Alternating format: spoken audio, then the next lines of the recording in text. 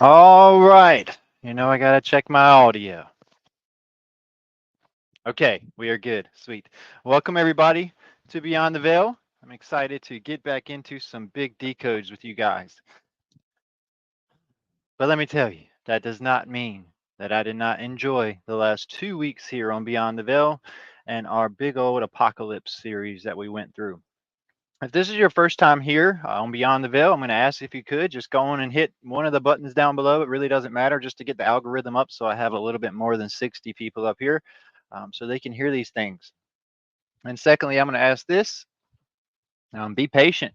Okay, there's going to be a lot talked about in this live. If you're a first time viewer, I'd encourage you to wait till the end. And then by that, I mean like watch it in your own time, but finish this video because we're going to be covering a variety of topics today.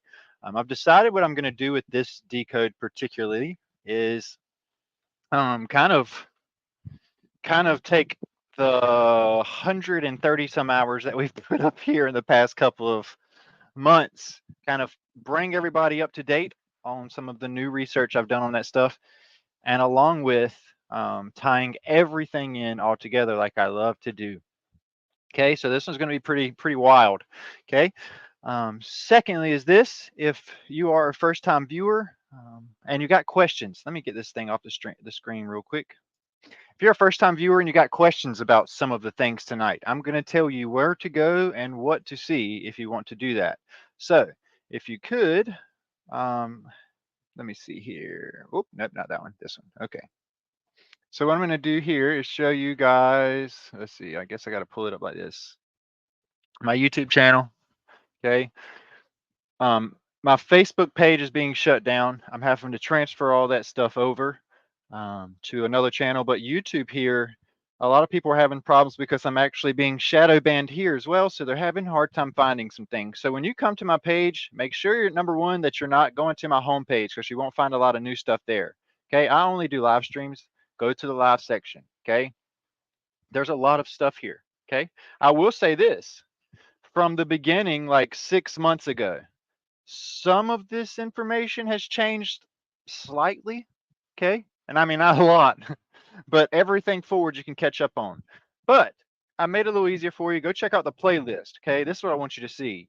If you have questions about like where we are in this time and why am I bringing up these events and why am I bringing up these things now and why am I talking about these huge, weird topics? Okay. I encourage you with everything I have to check out this apocalypse series that we have gone through in the last 2 weeks. Okay. We just finished that series 2 days ago. If you want to kind of speed up things a little bit, you can watch the last 3 videos of this series. Okay. Which would be down here. Okay. These are probably good as far as trying to figure out where we are, what's going on, and why I'm talking about these things. So I encourage you guys to check this out if you get a chance. So I do know this. I need to go on and get into this thing and get it going. I don't want to spoil it real quick. So hold on one sec. Let me make sure you guys are still good on your end and get my chat box pulled back up here. Awesome. It looks like we're still good to go. Loud and clear. Sounds great. Awesome. Good evening, everyone. All right. This is going to be nuts. Before I get going, I want to open up in a word of prayer, though.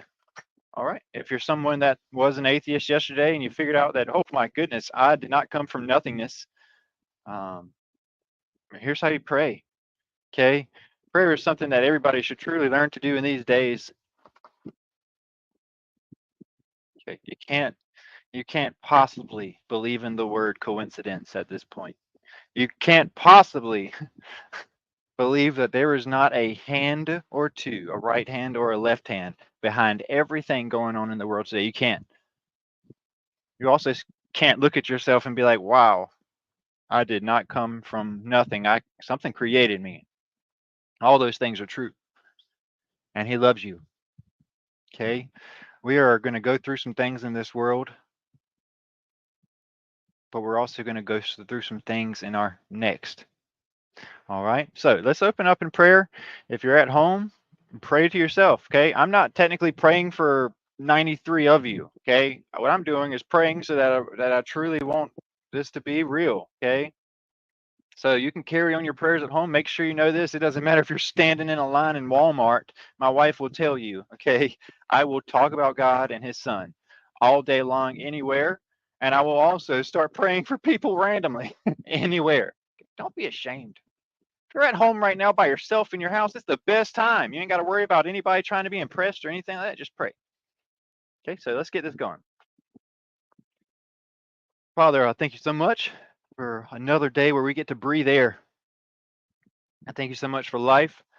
I thank you for the good things in this world that are still there, sitting right behind these screens, wanting to learn your truth.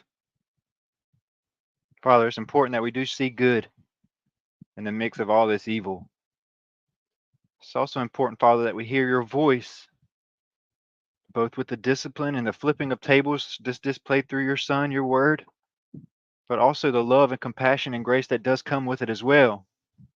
Most importantly, Father, I pray that you draw us into what's needed most right now. The thing you sent your Son to preach most. I pray that we repent, me included, truly. Father, I pray if there's things we're struggling with right now in our lives, dark, light, whatever it is, I pray that it's all centered around you.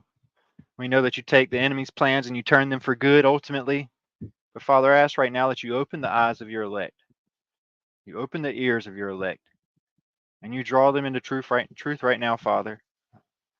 I pray that right now that I'm not seen. I pray that I may put your Son in front of me right now.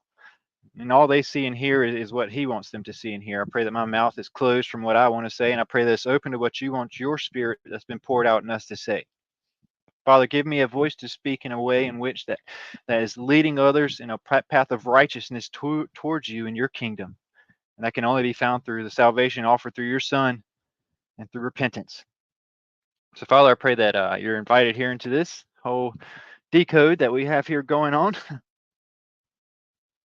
Whether it's heavy or not, Father, let it be your will and not mine. Love you. I praise you. And I thank you so much for your Son and everything that he's done for us. And it's through him in his mighty name we pray all these things. Amen. All right. So here we go. This is going to be wild. See, I see people drop off because they're like, oh, he's praying. Let me get out of here. It is what it is. Tonight's going to be nuts. Let's see. Let's get on into it. The first thing I want to do is this. Okay, I want to give kind of a brief synopsis of what is going to be taking place right now, so that you kind of have a timeline of events. All right, all right. So let me get my screen share back up here real quick. And let's jump into this. We are going to be going through several movies, not like actually like watching them, because man, copyright has torn my YouTube channel apart. I've gotten so many videos flagged because of videos that I use. So a lot of it's going to be, I'm going to read it to you. You don't even have to literally physically read it with yourself. You just listen. I'll do the hard part. We're going to read through some things. We're going to be talking about some things. Okay. All of this started really. I was going to show you guys nothing more than this huge sea serpent Leviathan addition to everything I've been talking about since middle of last year, including what took place after the eclipse and all that stuff. I got a lot to add to that, okay, today, and it's going to blow your minds. But that's going to take place at the end of the video. That's what I was going to talk about ultimately today. But then this morning, me and my wife were like, let's decode something for, today. So, because, it's a work day. It's the beginning of the work week. So what we do is this. We take no part in the evil. What we do instead is say, hey, look at what they're doing here. They're trying to show you this. This is what's going on right here. So we take what the enemy's plan is happening in the world and we use it to expose. Okay. Ezekiel chapter 33 tells us all to call them out for their sins. Speak up. Do not hold your voice back. Sound your shofar. Okay. We do that because if we alert someone and we tell them and it bounces off of them like a rock, we did our part. And their blood is on their hands. However, if we don't say anything to them and we just go with the flow and just walk past them, not even caring what they believe, well, then their blood is on our hands, according to Ezekiel chapter 33. Maybe that's why few find it. Okay? Speak up.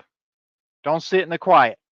So this morning I was on, I flipped through Netflix or Hulu or whatever. I don't support any of them as far as like they're great. I support them because of this. I support exposing them, and they let me do it.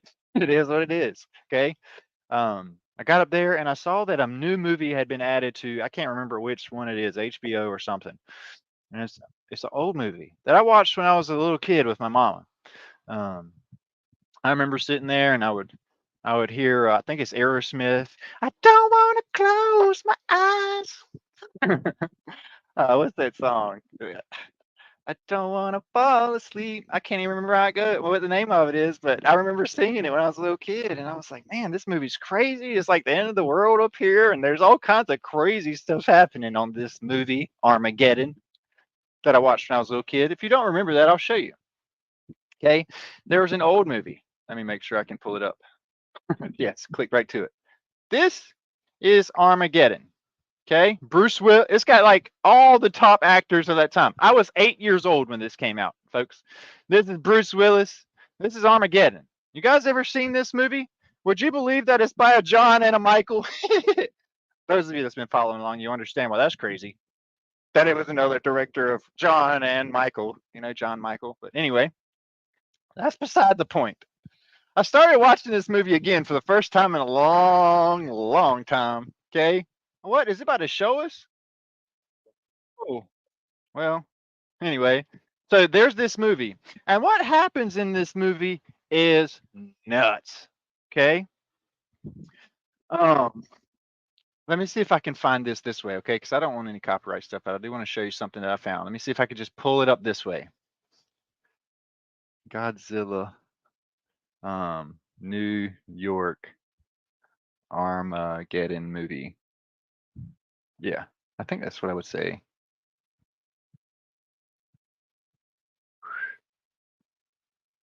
All right. So yeah, okay. So watch this. There's this. I want to show you this scene real quick, okay? Because you'll understand why in a little bit. All right, so you see all these Godzilla toys in New York City? It's the whole Godzilla stand in New York City, right? And every one of these toys here, different sizes and all that stuff. But you see what they're doing? They're coming after this little robot here. If you've been paying attention to my Pacific Rim, Atlantic Rim decodes, you know why this is important because of things like, let's see, let me just bring it on board for us because we like talking about this old stuff. Let's see.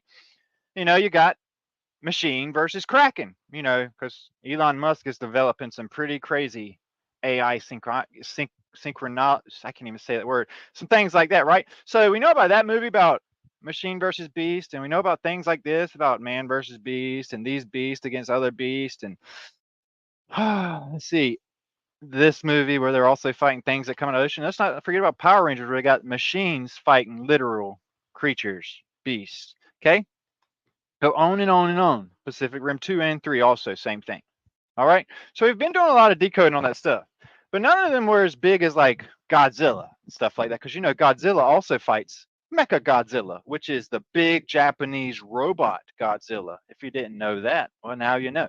So we've been going through this. Well, this is the opening scenes of Armageddon, the Bruce Willis Armageddon, right? And what happens here? What happens here is this. In this scene, let me mute it so I don't get anything, you know, whatever. Watch this. So we have the dog coming after the things, this middle of the street here in New York City, fighting Godzilla, trying to attack him. And guess where the first ever meteor, asteroid, whatever you want to call it, falls in New York City? Oh man, it didn't show the whole thing. All right, well, what happens is this. It's got to be up here. It's got to be up here. Let me see. Maybe this one's it. All right. It probably ain't gonna show it. Anyway, what happens is this: the fire comes raining down on the robot, Godzilla, and the man. The whole stand right there in the middle of New York, and boom, there's a big sinkhole where this thing just takes out Godzilla and the things. And the next thing after that, you got more fire raining down from the heavens, all in New York and in Japan and in Australia and all over the place. Okay, that's how the movie literally starts off, right? I don't want to get too much into that because we got so much more to talk about, but I thought that was strange. So I was like, man, the movie just started and I'm already seeing stuff. Well, I started watching a little further. Okay. Guess where the opening scene of Bruce Willis after that part? Like, got the city, all that stuff happening. Then they got to go find a hero, So they go find Bruce, right? Guess where he is? Out there in the middle of the ocean.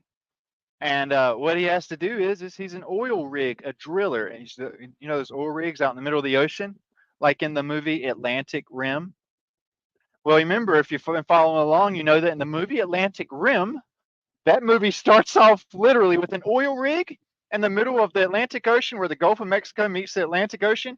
And it was a whole oil rig that got taken out by a big titan of the deep in the Atlantic Ocean. And then literally, okay, this happened. The year before Atlantic Rim came out, I looked up something. Fun fact. The year before Atlantic Rim, the first ever one came out, a whole oil rig went missing in the middle of the Gulf of Mexico, Atlantic Ocean meetup part, where America was sending this huge oil rig overseas, okay, by ocean, no joke, and it just disappeared out in the middle of the ocean. So next year they make a movie about it. So I started looking even more, and since then we've had not just oil rigs like messing up, getting torn up, torn to bits, people going missing 11, 12, 13 at a time, okay? We know this, okay? We talked about the kind of coincidences behind all that, right? Well, that's where this movie starts off. He's out there in the middle of an oil rig right after the scene of Godzilla and all that stuff getting smashed by a meteor. I say meat eater on purpose, okay? So they get this oil driller to go to NASA, okay? And he goes in their big space pool and they learn how to astronaut stuff. And then they get sent up into space. And then they're trying to stop this meteor. I hate that word. That came falling from the heavens. That was the size of Texas, right? That's what it said, literally word for word. The size of Texas, this meat eater is falling down from the heavens, okay? And they're just projected to fall into one of the oceans. Pacific is what they say in the movie, okay? But I wanted to bring something up that we know that there was the Devil Comet that fell during the eclipse, and we had this big anomaly happen in the middle of the Atlantic Ocean the day after the eclipse, right? Well, it said that in this is what it said in the movie. There was fragments falling at first, okay? But they said that this thing was going to fall and it would take like 18 days from the time they found out for it to fall through the stratosphere, all that stuff, and come crashing to Earth. So they were going to send this oil driller to space with his team, okay? And while they're up there in space, they were supposed to land on this asteroid that's the size of Texas, drill a big hole in it, put a bomb in it, blow it up so it splits off in fragments and goes around the globe, okay? Now, that's how that all happens. I don't want to spoil it too much if you guys want to watch it. It's a very good movie. I don't want to leave too much out, but there's so much kind of hidden in it, all right, that you need to go watch with this one because there's a whole lot of other movies you got to get through. But that's the synopsis of the whole thing. And they literally say in this movie, word for word, they say in the Bible, these days are called Armageddon, when the fire comes raining down from the heavens, and it literally starts with everything we were talking about. Okay, so I thought that was strange. The movie blew my mind. I was like, there's a lot in this whole thing. Okay, so I started doing some more digging today, right? Well, let's look at some things here, okay? We'll get past this one so you guys can see some things clearing off. Let's go to Exhibit A. Have you guys ever heard of this movie? Okay, it was written by Michael. Okay, another Michael. All right. Well, Michael, just like Michael that wrote the other one we were talking about, because anyway, 2025 Armageddon. If you've been following along on my page, you know this. Okay. There have been 4 anomalies that have been released from what I have been saying is Leviathan's mouth, the belly of the beast, the mouth of the snake. Okay, Jörmungandr, if you want to go Nordic with it. Okay, where the belly of the beast, the mouth of the snake, the mother of abominations, the mother that gives birth pains, the mother that gives birth to the beast of the sea. Okay, releases her tail from her mouth. And what she does after she releases her tail from her mouth, she starts Ragnarok, which is the end of times. And every time she releases her tail from her mouth, it's said to cause big waves, but also release one child at a time over a period of Supposedly 3.5 years. Okay, so there's that. And supposedly at the end is slain by Thor. All right. Well, this movie here, I told you guys also that the first one was a Kraken. I think I can I think I still have the picture saved here.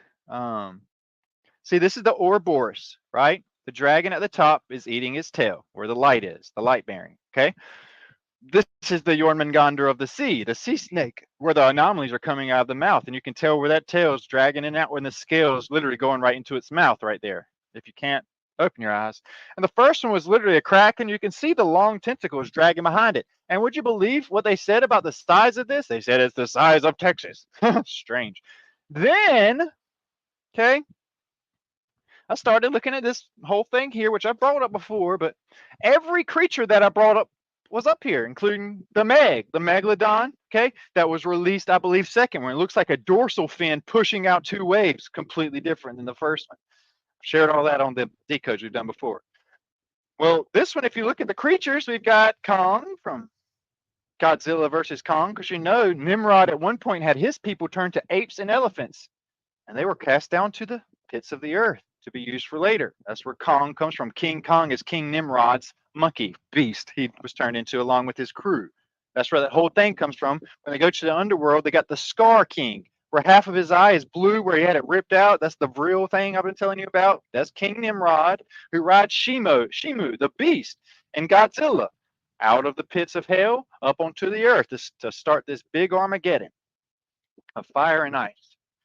Okay, so we talked about Kong and the apes, and we talked about the Kraken, which was the first beast, the demon of the deep. Okay, right here in the back. We also talked about Mothra, okay, which was another as well. Okay, there's going to be things flying in the sky, as above and below. Then there's the behemoth. So it's the behemoth and the Leviathan right here, the sea snake, the sea serpent, the earth snake, which is bigger than all of them. And you have the behemoth, the dragon of the land, okay, the land dragon and the sea dragon, and then the Mothra, okay, which is where mother comes from, mother of abominations. So every creature I was talking about, even Shimu down here, if you count them, you get the same. But also notice you have the transhumanism, man-robot scenario going on here to fight these beasts in year 2025.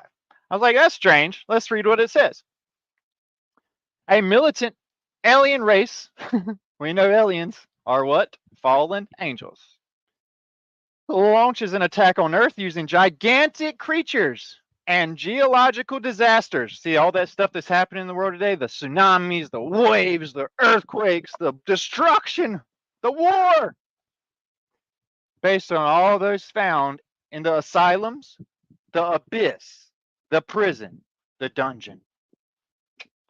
Movie channel, signal which reached their planet. Shazam. All right, so there's that.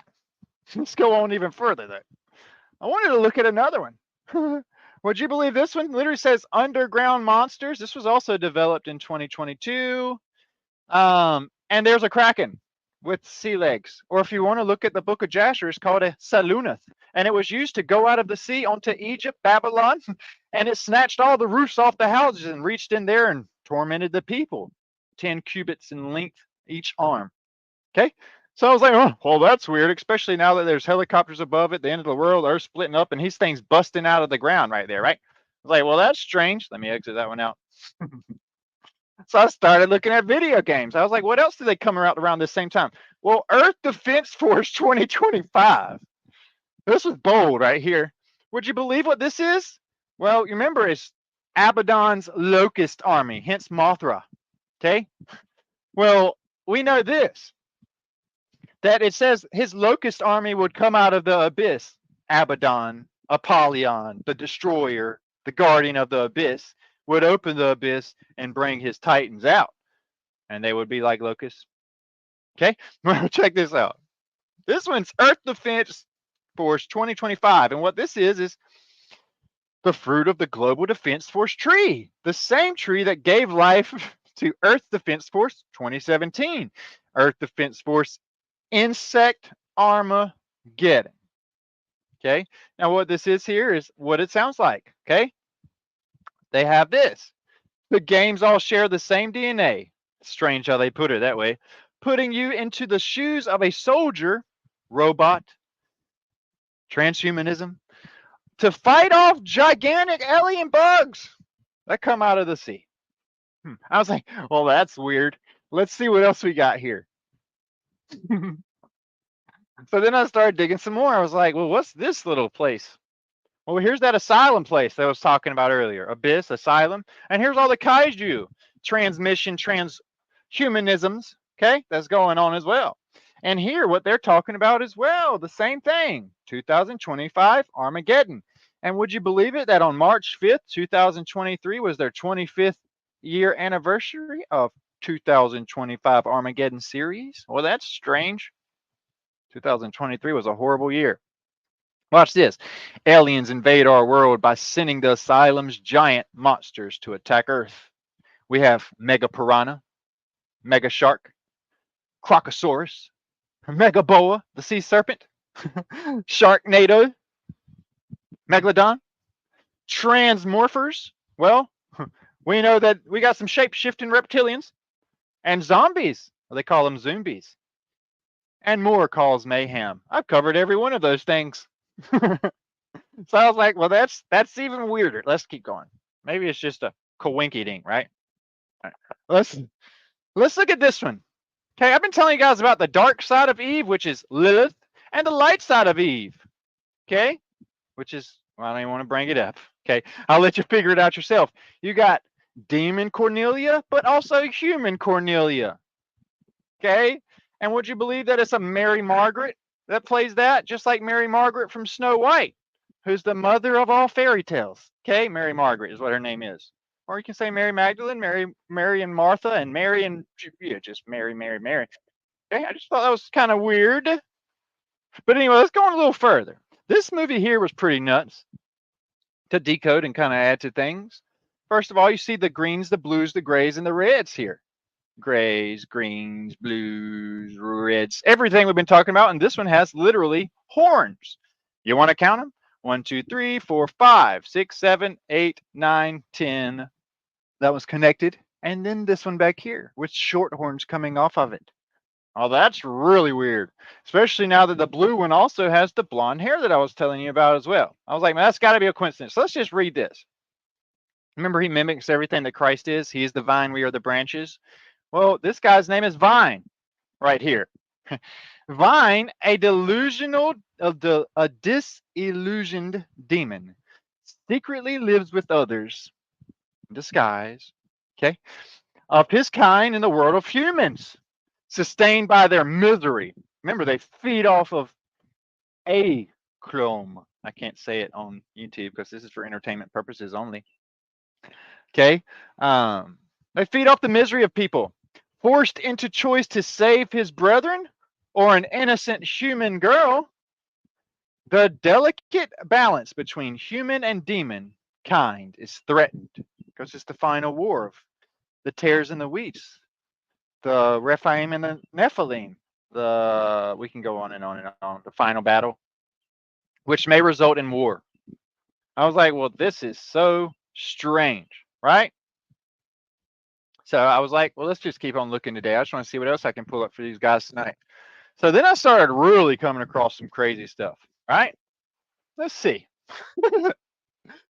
This one's nuts. Now is when we get into the kind of intense stuff that I don't know if people haven't been following along, if they're going to be able to handle some of this stuff. I brought up a passage, okay? I brought up a lot of passages here in the last couple of days that shows that we are about to face the wine press, and we are the camp of saints, okay, that get slain at the end of time for trying their best to wake up everybody one last time. And because they slay our blood, and the whore on the shores of Babylon is drunk off of the blood of the saints, okay, and she drank all of it, not just in America though. It says all over the face of the earth at that time. This is why we have, I'm going to say it, Donald Trump, who has tied in all the United Nations and everything else in together with this new campaign he's bringing on board, okay? A lot of crazy stuff's about to take place that a lot of people hasn't been paying attention to. okay, including FEMA camps, which are concentration camps, which are freedom cities, which is going to be roundup camps, which is going to be coming on, I believe, next year. We have Project 2025. We're on page 554. It literally tells you word for word at the start of Project 2025. They're going to literally kill. I don't care what they whatever did or whatever it is, what it is. They're going to kill broadcast 44 people getting killed like by the government for the first time on camera. They're going to show you all this. They're going to literally put 44 people to death right away, and it's going to get people pumped up for MAGA. They're like, yeah, he's getting rid of evil. This is right in the plans. And then it mentions other things underneath there that's going to be added to it of things that are going to be allowed with the death penalty here in the United States of America. And this is where Noahide comes in. The ability to bring back the guillotine, which was already approved during the Barack Obama campaign. Okay, Noahide itself started with the Bushes. All of this has gone through everything. Okay, we indeed have to face what is coming. It says they will not fear to lose their life even unto death. He says that when we are facing those things, do not worry. He will indeed be there. Comfort, spirit, boldness, zealousness, all that stuff comes from him. Okay, so I started looking at this. Okay, this is intense. I've been telling you guys. Let's read this up here. You know, you need to know that when you sign when you go to Nashville, which is Deceptionville, Deceiveville, Nashaville, literally in the Bible is Nasha, to be deceived. So you go to Nashaville to sign a record label so that you can go from there to the city of fallen angels and get your star in the street as a fallen angel so that that fallen angel can have half of your life as an insert into your body. Okay. This is why every single celebrity has the one eye symbolism going on all the time. Once you sell your soul to the devil, you literally sell half of your soul to the devil. That's no joke. It's right there in your Bible. Read this. Woe to my worthless shepherd, because there's a good shepherd, but there's a worthless shepherd who deserts his flock. May the sword strike his arm and his right eye. Let his arm be wholly withered, his right eye utterly blinded. Woe to the shepherds who destroy and scatter the sheep of my pasture, taking over them, declares the Almighty Creator. Okay? On and on and on. Now, I bring all that up because of this. When you sell the soul to your devil, you're used for ultimately his purpose. Whatever he wants you to do, you got to do it. Okay? Snap on, snap off. Britney Spears tried to tell you guys there's code words. Snap on, snap off. Lunatic, normal. What in the world? Okay? So the Annihilator, you know who that is. That's the destroyer. Okay? Annihilator's Jeff Waters was released. Oh wait, I want to restart from the top. Annihilator's Jeff Waters releases first American Chaos album entitled Armageddon Boogie, like the Boogeyman. Annihilator's Jeff Waters has released the first album of his American Chaos project. The effort is titled Armageddon Boogie. And it serves as one of the trilogy, which is going to be freaky, which will continue with all that jive. And if you know that's a perverted L, all that live, all that jive. Live and dive. Okay, you dive into the abyss. You jive, you dance with utterly terror or whatever. You got the jibber jabbers. Okay, but we have this. This is the second one coming, and then the last one is this 2025, and then followed by the Sheeple Swing in 2026. All right. Now, this is the first album that was released in the first part of this in 2024. Right here, it'll tell you these songs right here are intense. It says My Little Devil. Okay. The Persona Dina 4, Roll On Down the Highway, Wait for Me in Heaven, Nobody, Armageddon Boogie, which is the one shown up top. Our Love Song, Make Believe, and Let It Go. Like, let it end. Now, this is crazy because I want to show you the other two album covers. Now, if you see here, you have the red and the blue added with one another. You have the purple. That's the down here, the purple and the gold. You have the Babylonian whore on the shores of Babylon dressed in purple and gold and fine linen and money and greed and power and wealth and everything, right? You got the red and the blue causing war with one another. And it's all over money, greed. And you have the fall of the American dollar into the abyss down here as well. And what is this? This is a safe. This is where the key unlocks the abyss, where all the abominations come out from underneath. And then we have this, the destruction of the cities, annihilation. And if you look here closely, you can kind of see a beast, a dragon, a thing formed in the nuclear thing happening in the background, not to mention all the war and fire and destruction taking place. But this album I found kind of disturbing, but nothing like the next one I'm going to show you. Okay, so this one's March 2025. This one will be released next year, this album here. What I think is weird is that first album that showed the war starting off and all that mess. Well, in 2024, which is, you need to know right now, all that war stuff is starting off. It's election year 2024. When that first album was released, you have literally what was depicted there. Okay. But I want to show you this. This one's disturbing. Okay. Man, come on, zoom in. Okay. I want you to get a good look at this. All right. It's still not all there. Okay. You need to know what's happening here, guys and girls and everybody. Okay. What you see here is this. First of all, you have the man and woman killing each other, coming to an end. The man and the dragon, the woman and the dragon, the bringing to the end of Lilith and Black Adam, if you want to be specific, or Satan and Lilith, whichever, the dark side, the bad side, okay? Coming to an end, and they are standing on the clay faces, the pottery faces, okay? You see all this down here where they crushed the heads of this pottery clay? You know that we are the clay made by the potter's hand. All that live jive, okay? But this one's to be released next year. But do you know what else is crazy? In 2026, which is what I was trying to tell you guys is important also, it has this. This is very disturbing here, okay? Just to forewarn you. Okay. If you look here, you have the Jasher with the blue face, okay? We know that the Jasher is the trickster. Jasher is the jokester. Jasher is the joker. Jasher is, you know who? Satan himself, okay? Hence the horns, okay? The Loki horns, okay? And the dragon tail.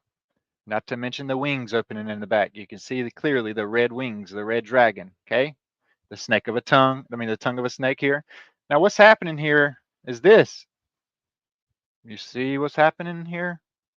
You have a cup of wrath poured out this way, a cup of wrath and fire poured out this way.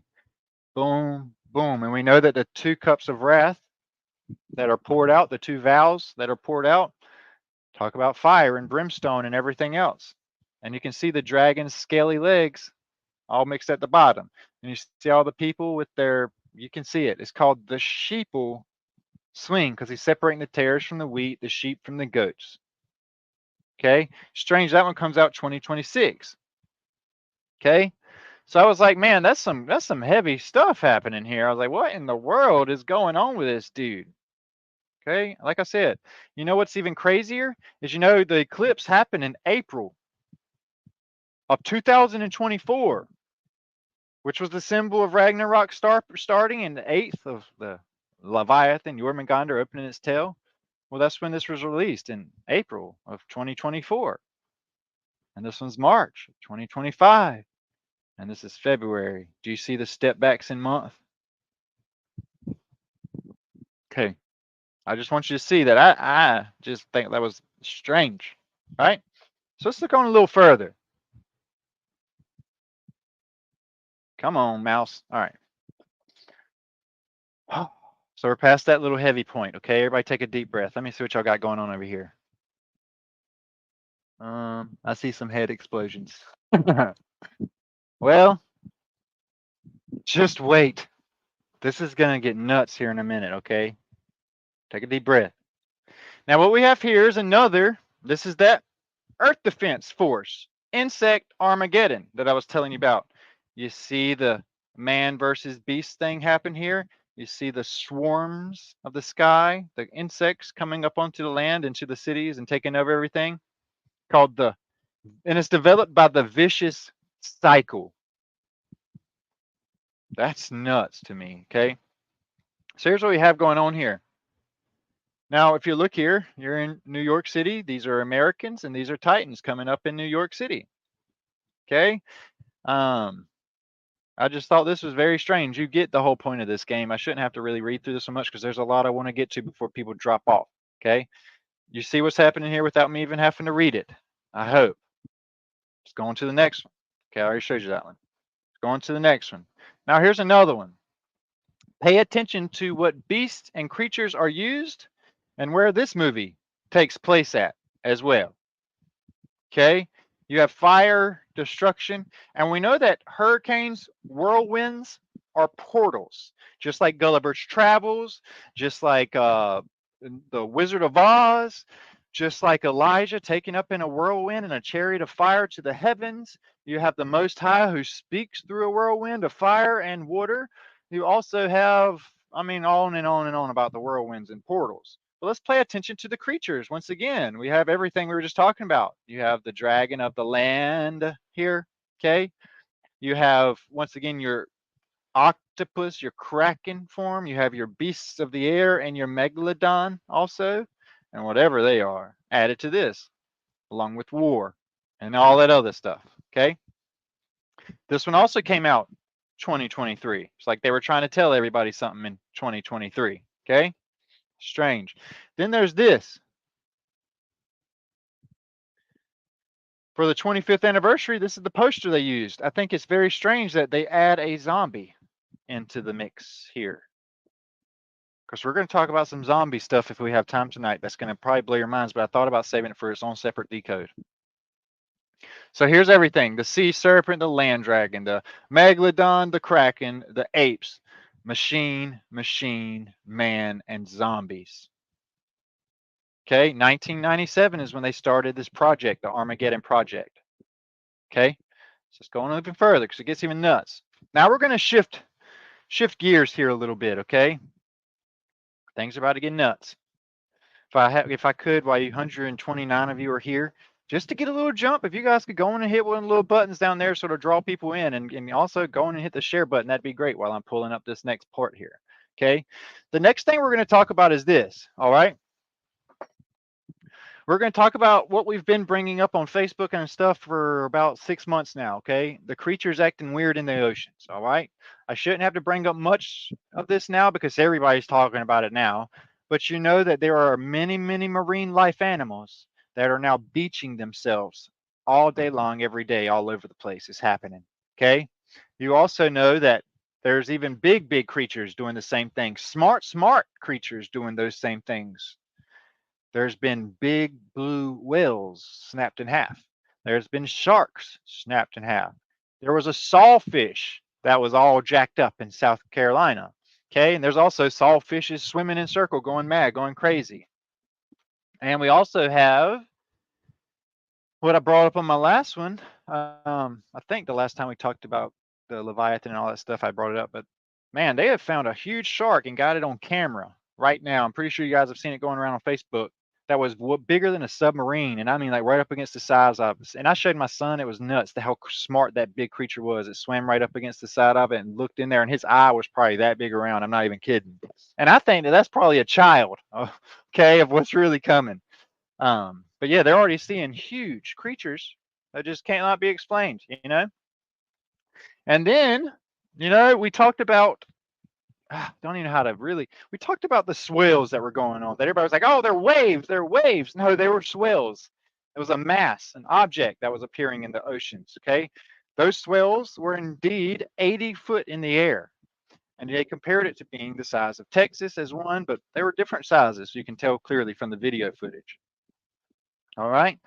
So I bring all that up because of this. Not only now do we have um like creatures that you know about. Thank you so much. Have faith. I appreciate you donating money here. I will say this though.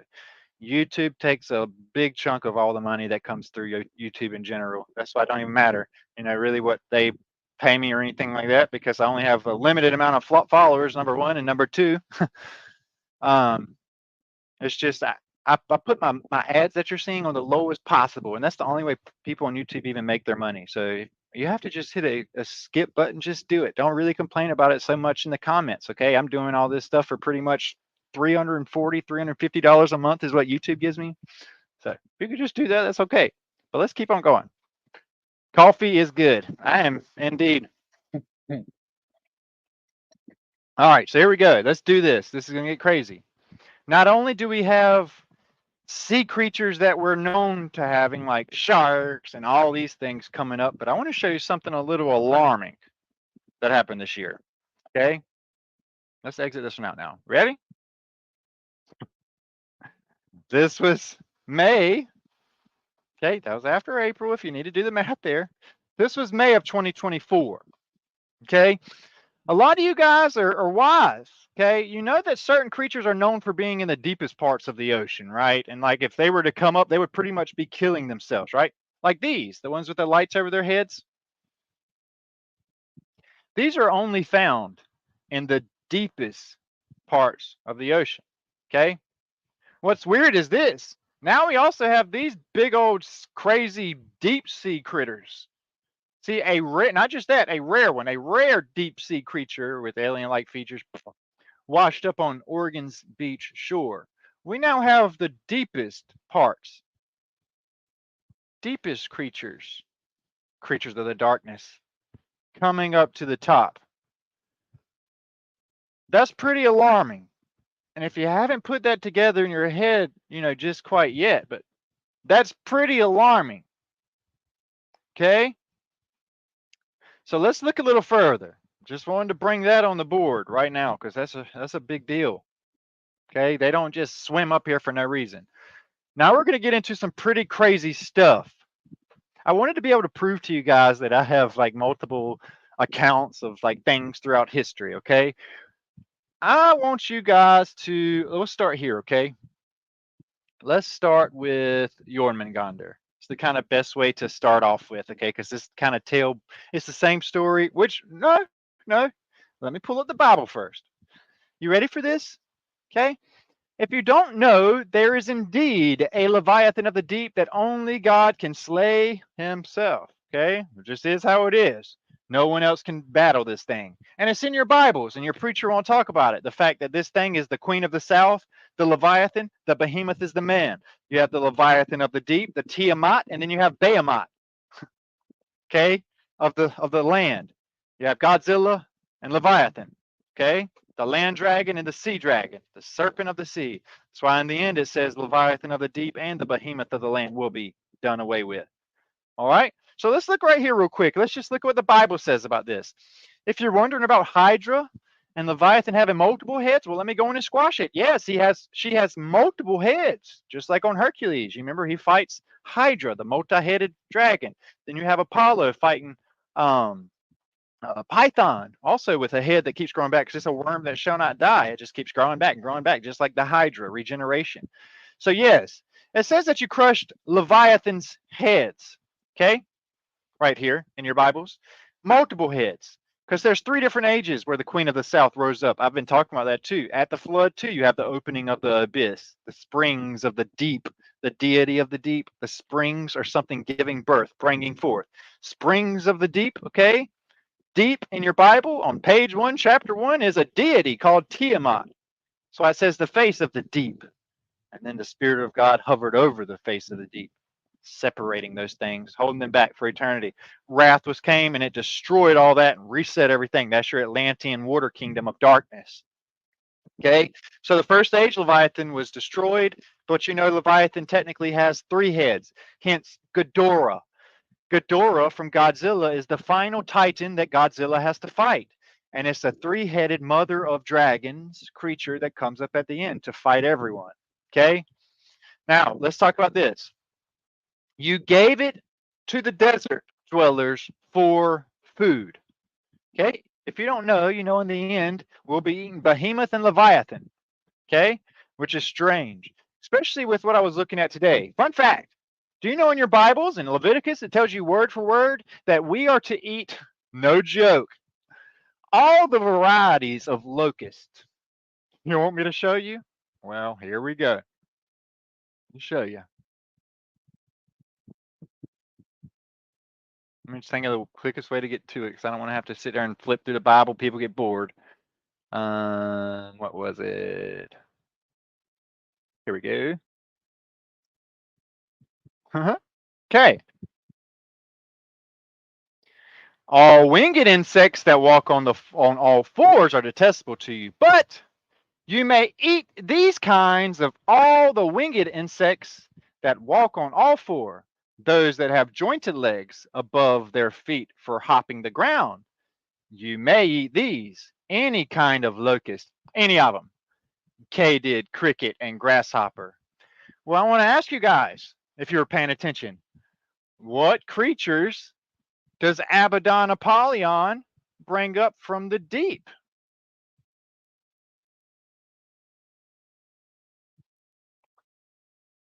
Locust army. And we're to have a final feast. And you remember it says that when we're slain, that we're given authority to judge, just like the 144,000. And we are to carry out wrath on the kings of the earth. They've been eating our babies. They've been eating our flesh. It says we'll be having a final feast of Behemoth and Leviathan and locusts. Could this be the zombie apocalypse where we all get slain and then we're brought back to life to terrorize the kings of the earth? How have you not put that together? It says right here, any kind of locust, and we have locust army coming out of the abyss, and we're to be slain and killed. But we're also told that there's going to be a final battle where Satan and his army is going to be going up against God and his army. It's pretty strange, right? So I thought that was pretty wild to throw in here. Just some extra information for you guys. But let's keep on going. Let's go back to the Leviathan. You ready for this? On that day, the final battle, the Lord will take a great sword, harsh and mighty, and will punish Leviathan, the fleeing serpent, Leviathan, the writhing serpent, and will kill the dragon that is in the sea. So you have a slaying of Godzilla the dragon and Leviathan, the fleeing serpent. Both of those. Okay? And we're going again. Look, here we go. There go the ships on it, on the sea, and Leviathan, which you made plays in it with the boats. Okay? I don't know why this is a CEB version. Anyway. Here we go. Job. Can you draw out Leviathan with a hook or restrain its tongue with a rope? This is where he's literally saying you can't do nothing with this thing. May those who curse it, those who enough skill to awaken the Leviathan, which we have, indeed. You kept two living creatures in reserve. I tried to tell you guys, two of them, Behemoth and Leviathan. One, reserved means you kept them on hold. You kept them preserved. You kept them for use for later. One you named Behemoth, and the second you named Leviathan.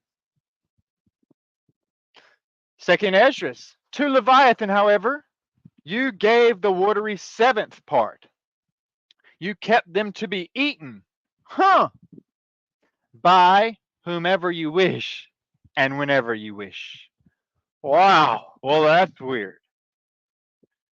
Absolutely right. That's the whole thing behind it. That's what started it this morning. Okay? So here we go.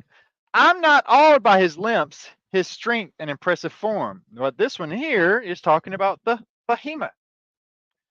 The divine beings dread his rising. That means this. The divine ones, his elect, his chosen, his bestowed, his marked, okay? They're going to know what's coming and they're going to dread it. It is what it is. They withdraw before his thrashing.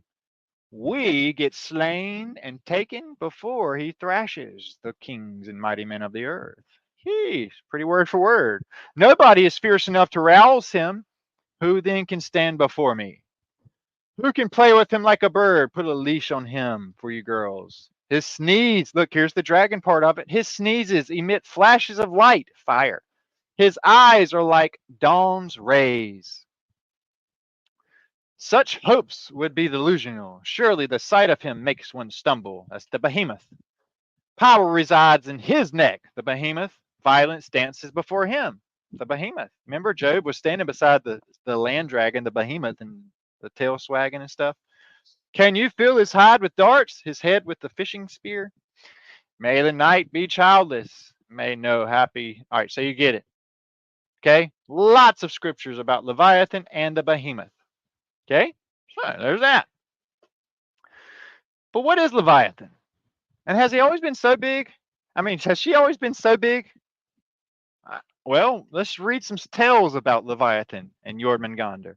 Okay, we know this. Okay, as depicted here, at one point it was a size it could play with boats in the seas and stuff like that, as depicted a long time ago in the 1500s.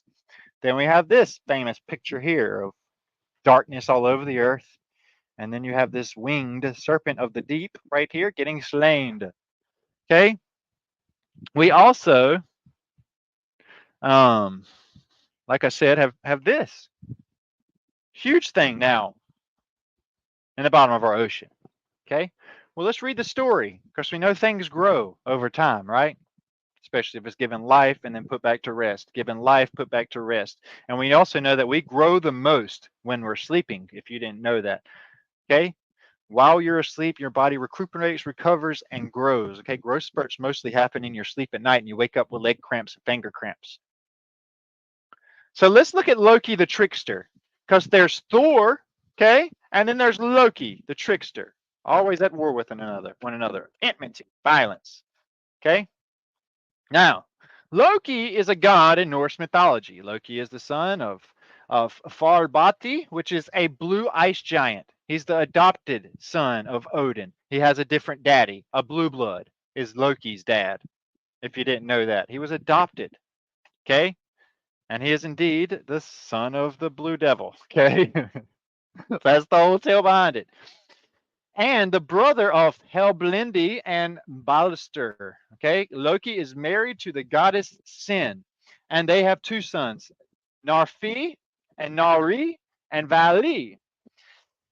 I'm not even going to try and read that. Loki is the father of Hel and the wolf Fenrir, which is the three-headed Cerberus at the bottom of Garden Hades. And if you want to talk about like Egyptian culture or Greek mythology or any of those things, we always have this guardian of the gates of hell. Okay, and the world serpent Jörmungandr. So we have Fenrir. Okay, the masculine version, the male. Okay, and we also have the world serpent, the sea serpent, Jormungandr. If you look here at this picture, this one's pretty nuts. Look at the size of this thing. Okay, huge here. It's just like a worm in the sea. So he is the father of Jormungandr. That is when him and Lilith came together and they produced the sea snake. Okay, the wrath of the earth, Tiamat, the deep, that was born in darkness. Okay, so here's also, remember, Satan is three different things. Satan is Gadriel, Satan is the devil, and Satan is also Azazel. All three. Okay, and in separate sources appears in the form of a salmon. So Loki can change into multiple things, but it also turns into a salmon and a mare and a fly and possibly an elderly woman. Okay, masculine or feminine. He can go both ways. If you get where that's going. Okay, so now that you know that Jormungandr is the son of the devil, okay, we know that we can go on further. Watch this. Okay, let's check this out. In Norse mythology, Jormungandr, the vast Gand, also known as Midgard serpent, which is the dwelling place of humans, or world serpent, is an unfathomably large sea serpent or worm that dwells in the world sea, encircling earth and biting its own tail. An example of an Ouroboros, because you know, just as it is in heaven, so shall it be on earth. Okay, that's where this whole thing comes through. You have it on earth, surrounding the Midgard, the land of the humans, and above, surrounding the people above, the Milky Way galaxy, etc. Okay, the Ouroboros, also over the North Pole, same thing. Now here we go. As a result of it surrounding Midgard, let me get this off so you can read, and biting its own tail, an example of Ouroboros. As a result of it surrounding Midgard, the earth, it is referred to as the world serpent, Jormungandr, which means earth's necklace, releasing its tail, earth's beauty. is one of the signs of the beginning of Ragnarok, the final battle of Gog and Magog. Jörmungandr is said to be the middle child of trickster god Loki and giantess Angrboda, which is an angry woman snake. According to this person, Odin took Loki's 3 children, the goddess Hel, Fenrir, and the serpent Jörmungandr, and removed them from Asgard for later. The serpent Asir, by the way, to the world of Asir, this is where the Assyrians come from. We know about the Assyrians. The Antichrist is supposed to be Assyrian. Hence the Hyperborean giants that come out of Iceland, according to the movie Atlantis and all the others. The serpent Jörmungandr, which is also the Atlantic Ocean.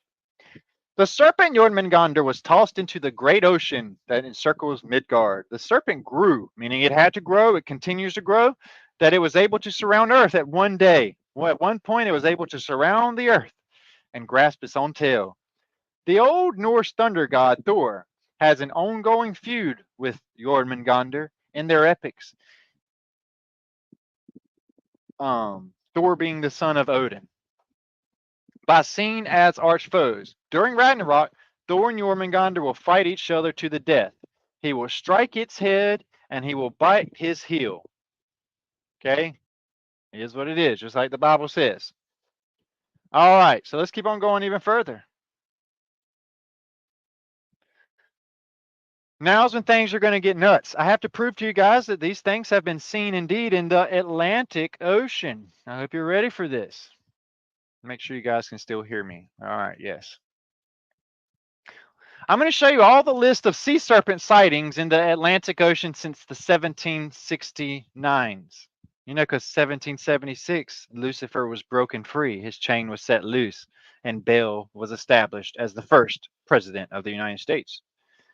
So we had some things that were set loose in 1776. We had a destruction event that took place around this time too. A lot of destruction. The New World. We had to rebuild. So I wonder how that happened. Well, watch this. This is going to blow your guys' mind because the oldest one only goes back to 1583. Hence, Christopher Columbus sailed the ocean blue in 1492. And also, we have this, the New World, the Renaissance.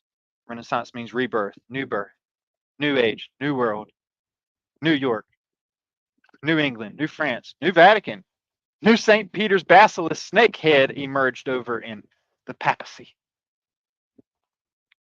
So this is the dates, okay? And would you believe that in 1666 they had Norway, which is a big deal, okay?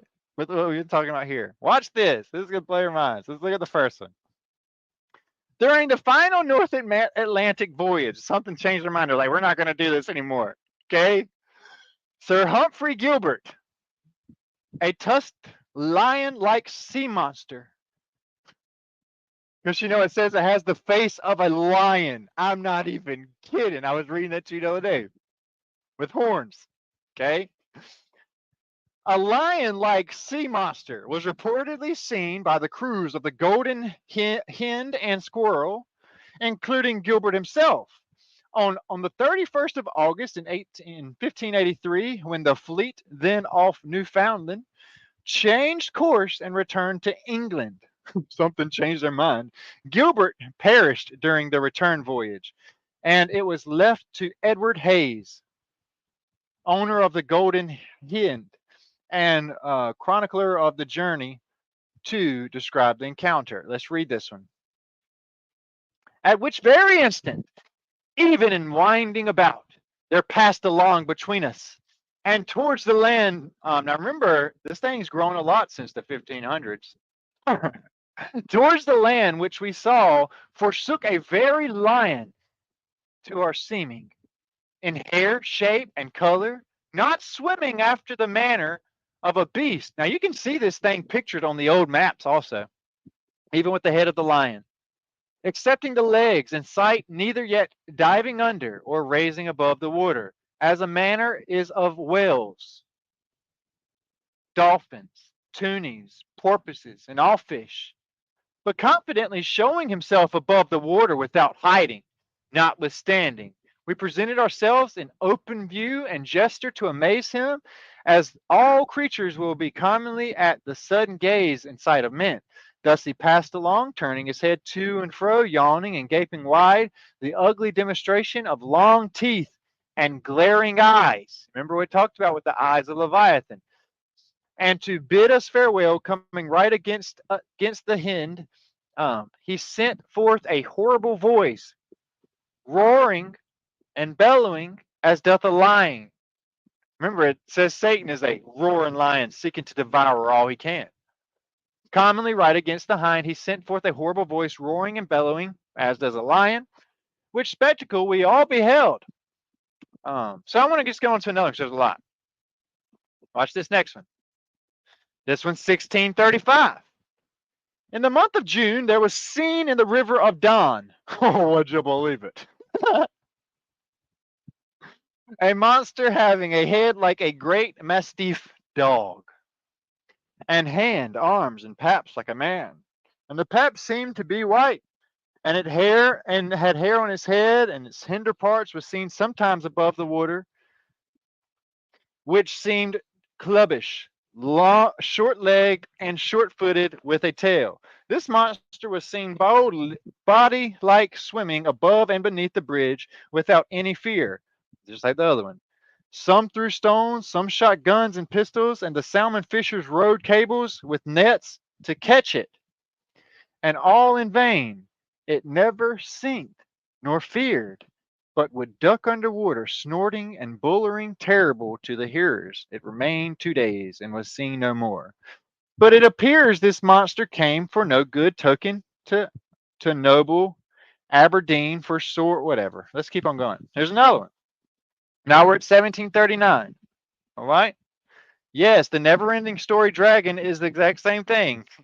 Great bringing that stuff up. That's why I love having you guys here in the live chat. Here we go. Let's keep on going. This one's nuts too. This one was called. Now, would you believe who discovered this one? We have our John guy discovering titans and beasts. If you've been following along, you know why that's important. Okay. They call it the sea serpent or snake. And this was seen at Cape Ann, Massachusetts. Okay. This is nuts. Atlantic Ocean. At this time, we had some neighboring gentlemen in our house who came to welcome me into the country, where amongst the variety of discourse they told me of a sea serpent or snake that lay coiled up like a cable on a rock at Cape Ann. A boat passed by with English aboard and 2 Indians. They would have shot the serpent, but the Indians dissuaded them, saying that if we were not killed outright, they would be all in danger of their lives if they did that. All right, let's keep on going.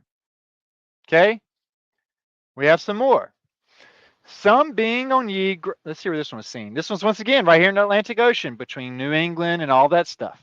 Okay, Massachusetts. I'm going to show you some key points here in a little bit, so don't go nowhere. Some being on ye beach gathering of clams and seaweed, which had been cast thereon by ye mighty storm, did spy a most wonderful serpent, a short way off from the shore. He was a big round in ye thickest part, as wide as a pipe, and they do affirm that he was 15 fathoms or more in length, and a most wonderful tale. But ye witness be credible, and it would be of no account to them to tell an untrue story.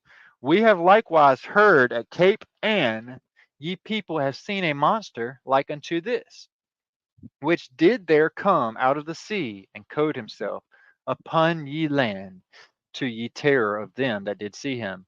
Now here we have Norway, which is also, by the way, facing outward toward the Dark Sea, the North Sea, the Black Sea, and also the Atlantic Ocean.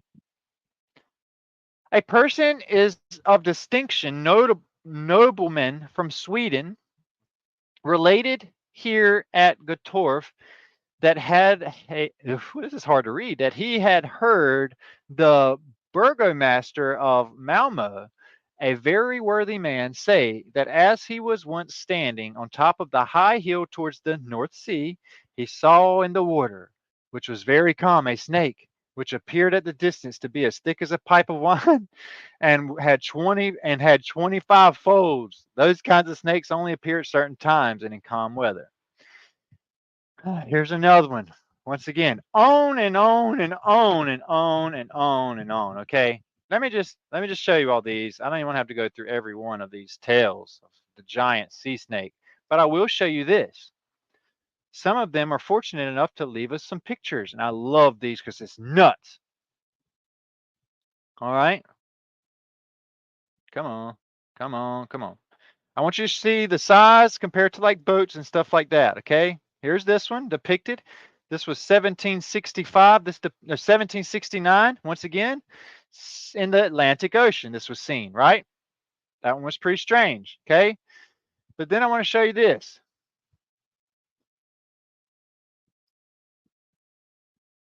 Look at this one, which I think I have a better one. Yeah, here you go. Look at this one. This is 1817. I need you to look at the size of this thing now. They were even talking about the fact that they would try and, put things around it. Now I need you to look at this thing, okay? At the size of it compared to boats, compared to the land, compared to everything, they're off in a distance, okay? Look at this thing called the sea serpent. Now this part is pretty nuts. This right here is an interview that was done, okay? And it's called the Gloucester sea serpent. Do you know that Gloucester is right here on the coast of Atlantic Ocean? And it's real right there where they would see it. This is where they get their name, Gloucester. Okay. And like I said, here's the Atlantic Ocean. All right. You need to know where we're at. Okay. Cape Ann, all that stuff is up here facing toward the Atlantic Ocean. All right. All right. Now you know where Gloucester is, right? Well, check this out.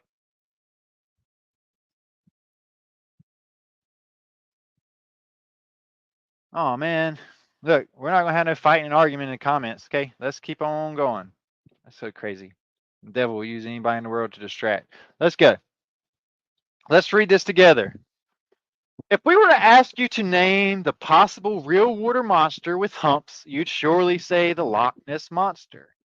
But by the time this interview is over, your answer should be the Gloucester sea serpent.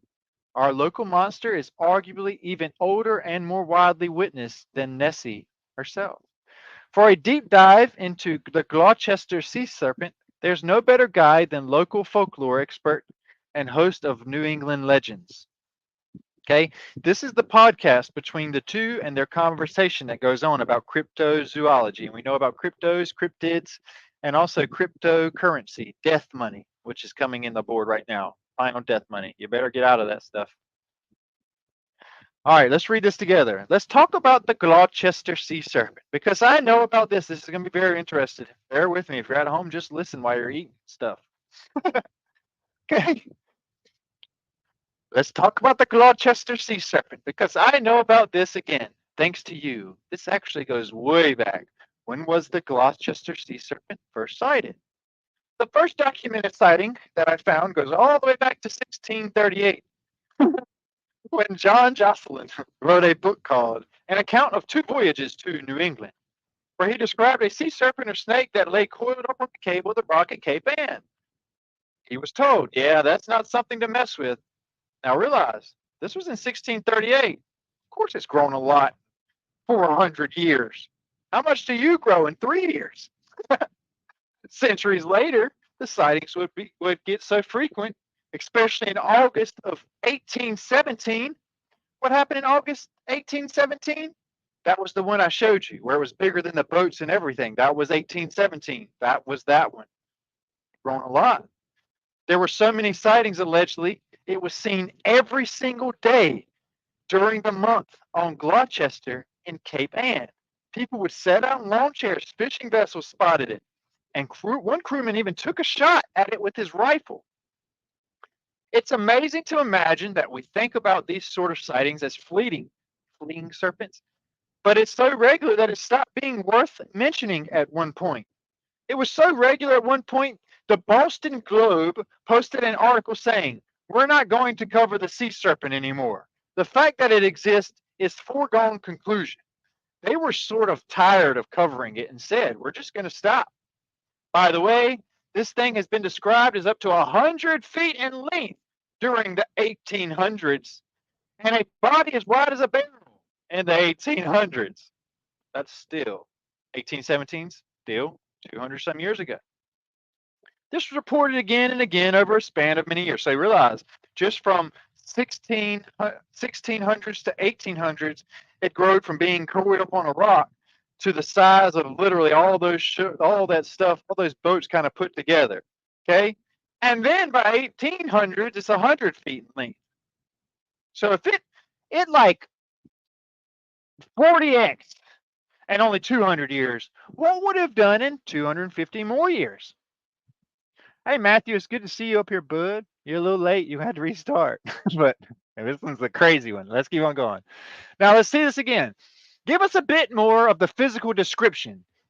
Is it sort of like a giant sea serpent? Basically, a giant sea snake. A sea serpent, right? That's it. Monster would be used. But it didn't behave or look anything different than a snake, although they claimed it had almost like a horse's. So now we have it described as a horse, like a snout, a lion, and a dog. All of those have snouts. It would rear up out of the water and it would move in a caterpillar motion, okay, as it were described out of water. Okay, this is a depiction of it. Pretty crazy looking. Okay, this was in 1817. This is in the Cape Ann Museum Library, if you want to go check it out, in Gloucester, where it got its name, Massachusetts. With people wonder why we didn't learn about this in history class. With people putting out lawn chairs to watch it, clearly people were seeing something. What are some of the theories about what they might have seen? If it weren't, it's very unique entity. What's interesting to me is that the story is identical to Cassie, the sea serpent. Just wait. Which was seen in Maine, in Casco Bay, which isn't that far away. Those sightings go all the way back to 1779. And the same thing, that thing was about 100 feet long. They're even similar to some freshwater sightings, like in this place. Now, you need to know what 100 feet long looks like. If you have a pine tree in your yard, that pine tree is only about 40 to 55, 56 feet tall. So that pine tree would have to stand on top of itself to be the length of this. Okay? Just so you can put that in perspective. Whew. They're even similar. That's how much they're predicting from the seeing it away from. And you got to realize when it's doing this, it's kind of shriveled up. Okay? So they had the same sighting there all the way up there. On the one hand, it begs the question, is there some giant sea creature out there that we don't know about, that we haven't cataloged yet? Or is it everybody sort of making up the same story over hundreds of years? Newspaper articles and everything about it. Or are they confused by something? But at the same time, I don't know. Now, you got to remember also, there was a mud flood where the dragon spewed out a mud flood after the woman during his release. So that means at one point a dragon would have had to come up and indeed done something between the 1500 and 1776. And we also have a description of two different things, two different creatures. Okay? Strange. So let's go on even further. All right. With Gloucester, I know Inverness and the towns of Loch Ness do a pretty good job marketing Nessie. Does Gloucester work to keep the legend alive? I've not seen anything in Gloucester as far as keeping the legend alive. Now, if you go to Lake Champlain, oh my goodness, right? I mean, there's a baseball team called the Vermont Lake Monsters in Vermont, where they have the lake monsters. There are t-shirts you can buy. There are plaques and statues around the neck. There are sightings, but I've never seen Gloucester trying to cash it on it. Maybe there's a missed opportunity there. So they even have the Sea Serpent Festival going on there. Now here we go. Well, the other thing is the last sighting was a long time ago. I mean, allegedly in 1965. That's not that long ago. There was a sighting. Now remember, I tried to tell you guys, Pearl Harbor was indeed a Titan. As seen in the Godzilla movies, you can deny it all you want. I've pulled up a lot on this whole Hiroshima, Nagasaki chasing this beast up onto the land, and it's exactly what is depicted in the movie Godzilla Minus One, where he suffered a head wound. He was exploded in the head, had to go back in the sea for 45 years to recover. Okay. Now, right after that, we have the carpet bombings of nuclear bombs and hydrogen bombs that were set off, which is literally dumping nuclear waste in there, which is what feeds Godzilla. You need to know that, even in the movies, to make it grow, to make it even bigger, which is where we get the new NASA picture of what's down there now. All right. So in 1965, there was a sighting.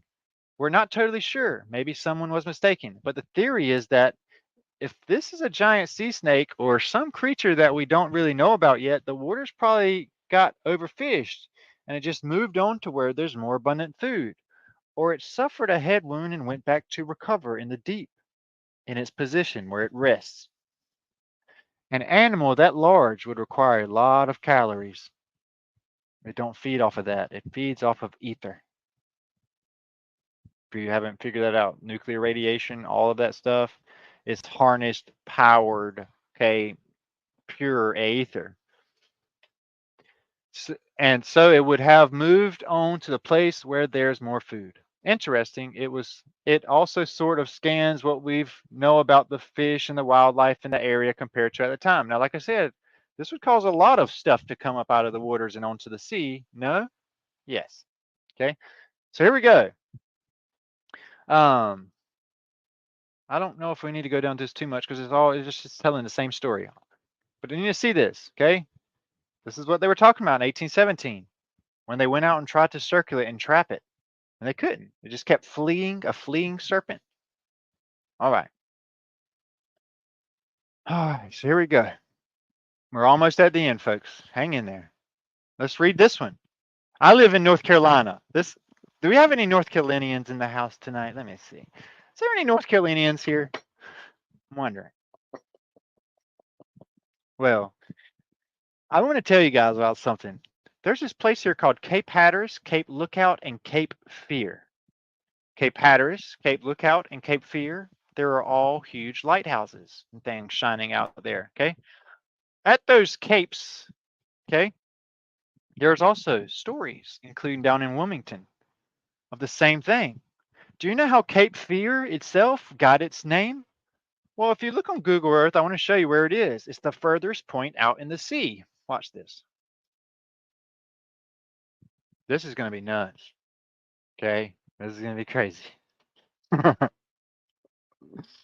I did some research here, all right? Yes, Karen, Miss Karen. Yes, I want to talk about. Well, I don't know what I have time to talk about. Let me show you this thing. Come on now, hurry up. Just one sec, guys. It'll be worth it. I'm about to get my screen pulled up, but it's just moving slowly. Come on, come on, come on. Any other time, boy. Three. I'm gonna give it about 10 seconds. 10, 9, 8, 7, 6, 5, 4, 3, 2, 1. I give up. All right. So I'll show you where Cape Fear is another way, okay? Cape Fear, North Carolina. I won't even type in sea serpent. I want to show you this, where it is, and why it's called Cape Fear. I've been here. Okay. You have Cape Fear, Cape Lookout, and all that stuff. Cape Hatteras being the point. And you know what Hatteras is? Cape Hatteras is the hurricanes. Cape Hatteras hurricanes. Okay. That's where they get their name. Portals, all of that stuff. Creatures in the deep, all of that stuff. It seems like it's giving me a hard time about Cape Fear, Cape Hatteras, and all those being the furthest point. There we go. Cape Fear, Cape Hatteras, and all those places here. Here's where I am right here. This is Cape Hatteras. This is the north. This is Atlantic Beach right here, up here. And all of this coming down here. You got Wilmington Beach, Cape Fear down here, Cape Hatteras right here, Cape Lookout. All right here where it sticks out to the Atlantic Ocean, closest to the Bermuda Triangle. Okay. Now, this was named Cape Fear, I found out. It was crazy to me. Just like Wilmington Beach and all that stuff because of the same type stuff. Check this out. It's called Willie the sea serpent. So you have a Nessie, a Cassie, a Willie, Jörmungandr. What was the other one we figured out earlier? Anyway, watch this. Wilmington, North Carolina. Sightings of mysterious sea serpent. Would you believe it? All the way back to 1524 again. Have come from this area for centuries. Local Indian legends reported that a giant snake lived in the ocean at the mouth of Cape Fear River and could only be appeased by a human sacrifice. Oh, they had to go out to the point and make a sacrifice. The first written record of the serpent was made in 1524 when Spanish explorer Giovanni da Verrazzano came to the area. In his journal wrote, "We traveled to the mouth of the river and made camp. During the night, one of the men saw a great snake resting upon the waters not far from the shore." And here you have just more of the same story, the same mess happening over and over again. Okay. I just think this is strange because not only Cape Fear, Cape Lookout, Cape Hatteras, all of that stuff, but let's look at this. Weird North Carolina guidebook chronicles a sea monster. Okay, this is real. Perhaps you've heard of Willie the sea serpent, who's terrorized literal lower Cape Fear, at least since the explorer Verrazano sailed through in 1524. Or perhaps not. A quick check of monsters filed in the New Hanover County Public Library's local history room found no mention of Willie. But still, Wilmington, Willie of Wilmington. You have Gloucester, Massachusetts, where they saw the Gloucesters. You have Willie the sea serpent right there by Cape Fear in Wilmington, North Carolina. Strange.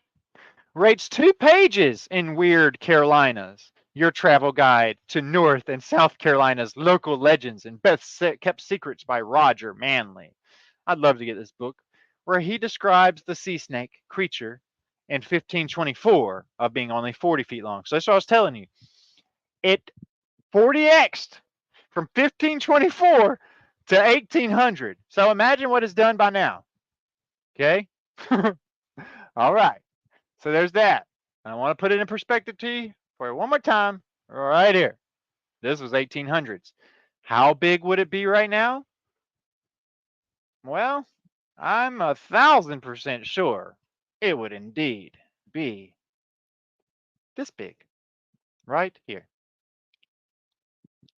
Waiting, resting, sleeping for Ragnarok, where it slowly released its beast from its belly, one at a time, until judgment comes and the Queen of the South herself, Leviathan, rises up and causes Armageddon. Okay? And we'll see some of this. Alrighty. So it goes all the way back to ancient Egypt. Apep the serpent, you remember? Where he's slain at the end of time by the beast. The land creature slaying the sea creature. Are we talking about Ra and Anubis? So you have Osiris risen, which is Donald Trump, the red sun, the black sun. And you have Anubis, the tech giant, Elon Musk, and his technology slaying the sea serpent of the sea. You have Anubis the Baphomet and his leader, Donald Trump, Abaddon the destroyer, and his boat fighting that fleeing serpent. Yeah, pretty weird. All right. Awesome. An hour and a half. Perfect. So, somebody says Power Rangers. I know there's so much we can do with it. Not just Power Rangers. I mean, like, look at Lord of the Rings. Lord of the Rings, you have the orcs, the ogres, the things that came up from the pits of hell up back on the land to fight the people of the earth. You also have in Harry Potter, you have the dark side against the light side at the end. Okay. I mean, it's always Gog and Magog, tares and wheat, grapes and fruitless vines, or um, you have thorns and thistles, and you also have the fruits of the earth, and you just go on and on and on. Okay, so there's all that. Now I want to see, does anybody have a question about the things we have talked about tonight? The articles, descriptions, scripture, highly credible. Sweet. I love that. Thank you. I appreciate that. That makes me feel good. That means I put it out kind of how you get it, how you understand it. Okay. Awesome. Thanks for listening, and thank you for being patient. I think you've been up here the whole broadcast. That's awesome. Um, so, question. Awesome. What video goes into detail for September 11th, 2019, being the day that the outpouring of the Holy Spirit began? Not from tonight, but related. Oh, sorry. I didn't mean to scare you. Oh, I think that would be, which is nuts. My son was buried September 11th, 2019. And that was when the Spirit was poured into my life. Um, but also we have 2020. I want to say that that would probably be one of my, or I don't even know which video that would have to be.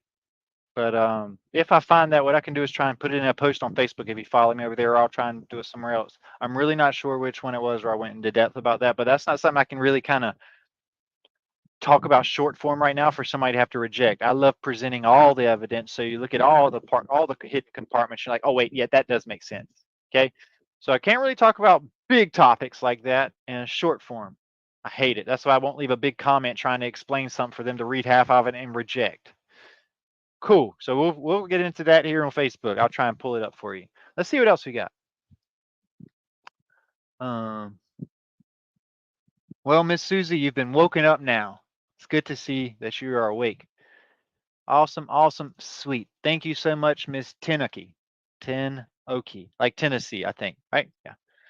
Let's see what else we got. I don't see any more questions really. Let me just scroll back some. I don't want to see you guys fighting or arguing or saying dumb stuff in the comments. I just want to say, oh man, you guys got to stop with the. That's why I don't even like chat boxes being up here. Anyway, let's see if we got something else. No. All right. Well, that was fun in a scary way, but not scary in the sense that I'm terrified. Scary in the sense like, wow, I can't believe we didn't see this whole time right in front of our face. Awesomeness. Miss Lisa, the death of my son brought me into the closest relationship I've ever had in my life with my Savior and his Father and my Father. My Savior's God and my God. My Savior's Father and my Father, as it says right there in the Gospels when people tried to touch the Son of God. He said, don't touch me yet. I haven't ascended yet to my God and your God and my Father and your Father. Well, boy, oh boy, did my son's death draw me close to them. And to know my son couldn't even talk yet, much less sin, it says, come to me as children, for the kingdom belongs to such as these. I know where my boy is, and it is okay. I miss him every day, but I don't miss him enough to bring him back. He's where I can't wait to be. Resting on the best pillow in the world. So there's that. See what else we got. Um, all right. I don't see anybody else popping up any questions. So if you guys could, if you enjoyed this broadcast, you could at least hit the like button, the share button, the notification bell, or the subscribe button. It would be fabulous because I would love for more people to hear this stuff and join so we can maybe go from 5,000 to 10,000 to 15,000 to 20,000. And then I won't have to, keep repeating myself so much because people will be following along. Okay. So there's all that. I love you guys so much. I enjoyed this one because it was every bit of my studies kind of coming together at once. If you're tuning in here at the last minute, I encourage you guys to go look at my Apocalypse series that I have just finished. I told my wife this is actually I feel like one of my biggest like accomplishments that I've done as far as like teaching, kind of in my whole ministry. I don't think I've ever done such a big in-depth study of Revelation before in my life, and I loved it. So I encourage you to check that out. Okay, I go through the whole book page by page, word by word, sometimes multiple times. Okay, just to reiterate facts.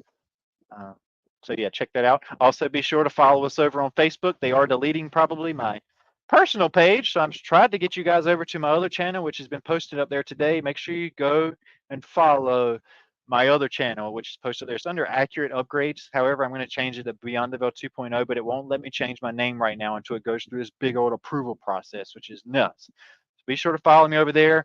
Want to remind you, if you're looking for videos on YouTube, on my channel, don't go to the home page, go to the live page. Okay. I have done a full Enoch study, but I told my wife that so much has changed in a year with my development and my studies that I would love to go back through Enoch. Feel free to go through my old Enoch studies because they are mind blowing. But I want to do it again because I read Enoch like a lot. Occasionally, it's just every couple of days I'll either pull out Enoch or Esdras or Baruch or some of these other ones that people refuse to read. But I'll also, more than anything, stay in the Bible. Okay, all over the place. But there's all kinds of videos for you guys to watch. I tried to count them one time, and it was like hundreds, hundreds. So I don't. That's why I don't know where to send you to watch which one. It was a lot. Um, but if you want to, you guys could wait because I plan on going through Enoch again. Actually, let's go on and plan it. I'll do an Enoch study with you guys. I'm not going to say I'll go through the entire book before Armageddon happens. But what I can do with you guys is maybe one day of the whole week, like one decode a week. We'll go through like 2 or 3 chapters of Enoch at a time. All right, kind of a fresh synopsis of that situation. So what I'll do is maybe, let's see, today is Monday. One day this week, whether it's Thursday or Friday, I can start Enoch chapters 1 through 3 is a good section, or 1 through 6 is actually a really good section to cover as well. You guys know I like doing chunks. So we can start on Enoch coming up. If you want to be looking for copies, you can use the R.H. Charles version, but just like the Bible, when people are like, what version do you read? I say as many as I can, as many as possible. Okay. So this week, any day this week, just be looking for a post where I'll be like, okay, we're starting our Enoch study. And just one day a week is all I can dedicate to that because there's so much other stuff that I've got sitting on the back burner I want to present to you guys. It's kind of really important. But if some stuff's heavy, you aren't ready for yet. So I try to kind of ease you into it. Anyway, I could sit up here all night, but I really gotta get off of here before people complain about the hour and 44-minute and 12-second long video.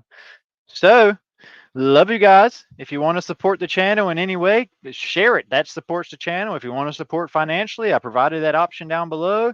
The biggest support though is prayer. Okay. As I'm presenting things to you in the background, I'm getting punched in the face by the devil daily, but boy, do I hit him back. Okay. When you present these things, you indeed go through persecutions right and left. And I'm talking about some intense ones sometimes. Well, my wife has heard me before, probably many times going out on the back porch, and I'll just sit there and curse out the devil, and I'll tell him to leave me alone, and I'll rebuke him, and I'll clear him out of my home. When I lived at the parsonage for a while, I'd walk around with oil, literally slinging that stuff all around, telling him to get out of my house. You better get out. You have no place here. Okay. But it's always worth it when I get to these videos with you guys. You go through a refinery, and then blam, you come out like gold. So I'm going to get off here. Love you guys so much. And I will see you in the next day or two with another fun decode. Enoch will probably be Thursday. I'll just go on and say that. Love you guys so much. Have a good one, and I'll see you next time on Beyond the Veil. Good night or good day, wherever you're at in the world.